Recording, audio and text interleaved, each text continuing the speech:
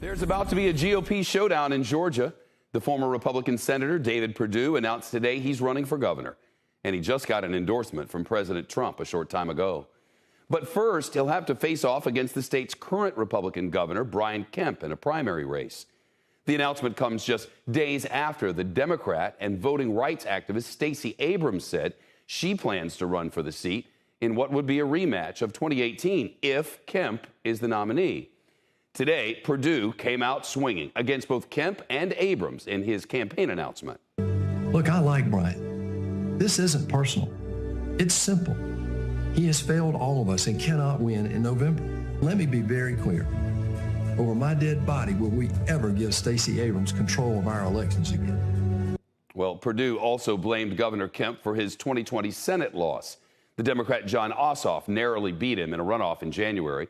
Former President Trump threw his support behind Perdue in that election.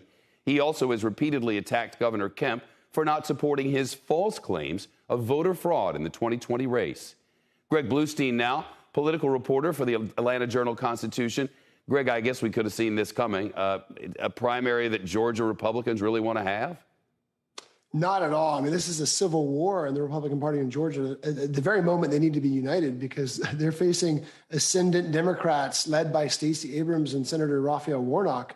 So this is not what the doctor would have ordered for Republicans. Basically, a three-way matchup between three of the most famous political figures in Georgia: Stacey Abrams, Brian Kemp, and David Perdue. Coming to a voting poll near you in Georgia. Wow. You wrote that Governor Kemp's allies promised a total war and scorched earth if Perdue got in the race. So here we are. What are you expecting? Well, we're already seeing that promise come to fruition. I mean, even in the opening moments of this race, the opening bell goes off and Brian Kemp's campaign sends out a release saying essentially that everything that Republicans have been complaining about in regards to President Joe Biden is all David Perdue's fault because he lost the Senate runoffs that gave Democrats control of the U.S. Senate.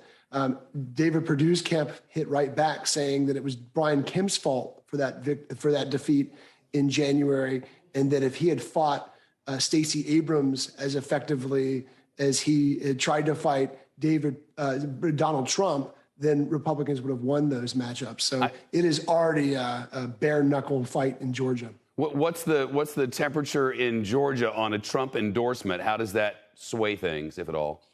Look, the Atlanta Journal-Constitution polls have shown over and over and over again Trump's popularity remains sky high among Georgia Republicans. So even as voters are either split or souring on him in the general electorate, Republican voters continue to hold him in high esteem. And for a Republican primary that will attract a core audience of a core electorate of Republican voters in Georgia, it's going to be key. It's hard to say there's a front runner in this race right now because David Perdue has Donald Trump's endorsement and because Governor Kemp is the incumbent and has the power and the platform of being the governor of the state of Georgia. Well, if the Trump endorsement sways things and he wins and Perdue wins the primary, what do things look like once you get to the general?